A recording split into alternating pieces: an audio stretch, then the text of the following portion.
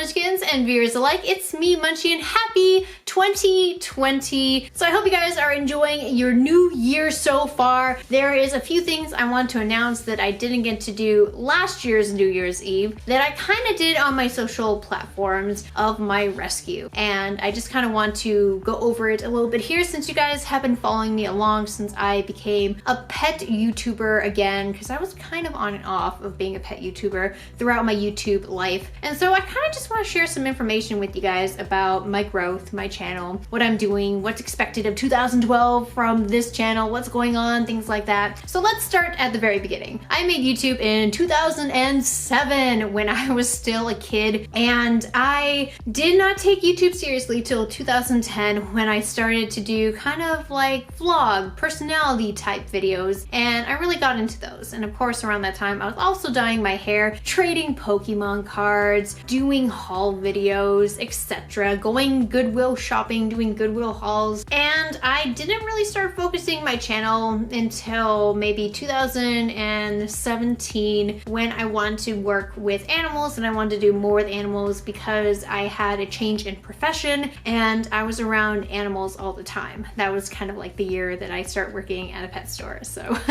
that's why. So I got back into YouTube and PetTube just because I started watching a bunch of different pet channels because I was around a bunch of pets that interest me, and so that's kind of how I got back into hamsters, and I became a personalized pet channel back in 2017 to a little bit of 2018. It wasn't until 2018 where I started my small mammal rescue for hamsters, gerbils, and mice. Mainly it was just hamsters at that time, but we were slowly transitioning from being a cat foster home to a small animal foster home, and then it grew from there to an actual functioning rescue, which was amazing. In 2018, I kind of changed to just introducing you guys to my rescue and kind of this being like a personalized viewpoint of looking into part of my rescue, but not fully functioning rescue. Munchie's Place is just my place, Munchie's Place, but Munchie's Place for Homeless Pets is my rescue, and so that is where maybe the confusion lies because the names are so similar. But Munchie's Place is just me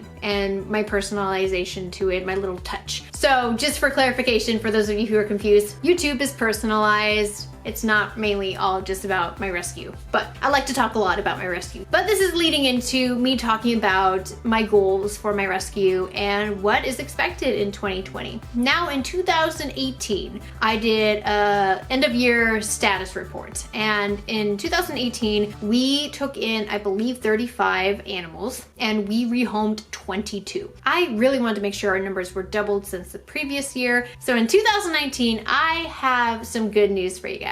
We took in 64 small animals and we adopted out 42 of them. Unfortunately, this year we did happen to lose 9 of them, but because the animals in our care have such short lives to begin with, it is expected, especially when our numbers increase from last year, that we would have an increase of the ones we lost as well. Now, these numbers are just for our rescue, and so the ones that were lost when they were adopted out and a few months later they might have passed away in their care, those numbers I don't have for you because we don't know everybody after we adopt out. Some of them will stay in contact with us while others will just go away, not say anything, don't send updates, don't tag us and stuff, so we just are not aware where the hamster is now. And because we have so many that were adopted out the previous year and this year, there's a lot of adoptions and adopters. That's way too much communication and we don't have enough time for that, and we can't keep track of every little adopter and their story and how are they doing and stuff. And so every once in a while, if we had, like, say for instance, a very concerning animal and the adopter was willing to send updates and they're constantly sending us updates, we are still staying in touch with them, and those people are the ones that we will still get to talk to. But for the majority of the other people, we just don't know where they're at right now. And even though we wish that we could stay in contact with everybody, it's just not humanly possible at this point when we have so much going on. 2020, what is our goal for the rescue? Not for YouTube yet, we'll get to that last. The goal for my rescue would be to possibly get some more volunteers because this year we did have an increase of volunteers, both foster home and transporters. So I would really like to get some more volunteers, both the transporter and the foster home just because we're going to be losing one of our volunteers this year that does both, and that's going to be very devastating here in the summertime when we do happen to lose that person, because transporters also do make some of these rescues and adoptions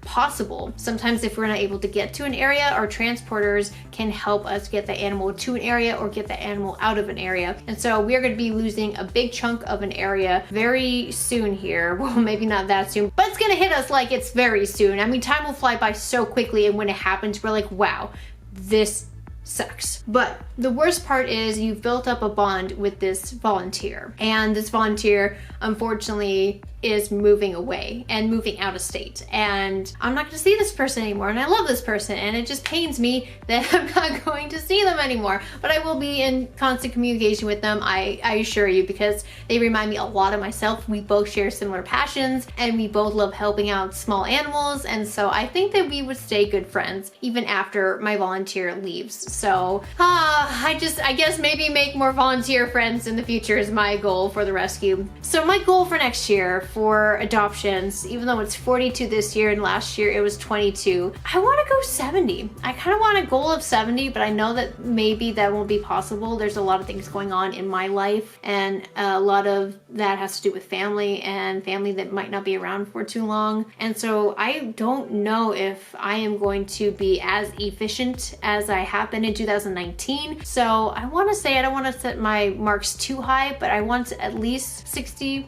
adoptions, maybe at least 50, at least more than 42 of last year. Yeah, maybe 55, 60, that would be kind of good. Intakes, oh my, I hope the intakes kind of slow down, just because you don't want to be intaking a whole lot, especially since you might not be able to handle it. But I do have a lot of foster homes now, and so that's why we probably intook more than I have in the past, just because there's more space that has opened up and more availability, so that's really good. But I also am very worried about intakes, because you don't know if it's going to be a slow year, you don't know if it's going to be a quick year, you don't know if you're going to be helping out those animals, you just don't know. So gosh, anxiety the first day of 2020, how about that? But let's talk about YouTube now. So if my YouTube channel is still going in 2020, I want to make videos twice a week.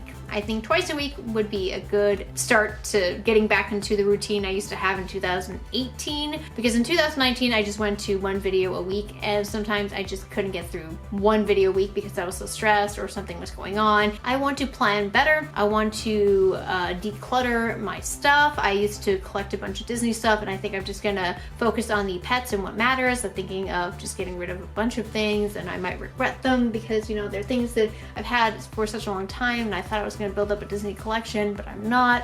And I'm hopefully going to invest in more good quality content videos here. But the videos are never going to be professionally done. I don't want to reach that peak here on YouTube. I am always going to be a girl filming on a camera with camera lighting in the background, with standardized video settings that I still edit with my software, my editing software, where I can tweak a little bit, but I'm never going to be, wow, she's got those studio lights cost like $500, or wow, she's got this camera that costs like $1,000, and wow, all these things. I'm just going to be a simple girl filming in the bedroom and updating you guys about the rescue and the animals, and just sharing with you a little bit about each intake we do throughout the years. And I hope that it never gets boring to you guys, because it never gets boring to me. I like what I do, and I hope you do too. And I guess maybe that's also my fear going into 2020 is, will you guys get bored of this channel? And will this channel still pique your interest or educate you? Because I know a lot of the intake videos or the videos I make, I do like to repeat myself, but I do that so that people who are just watching for the first time are aware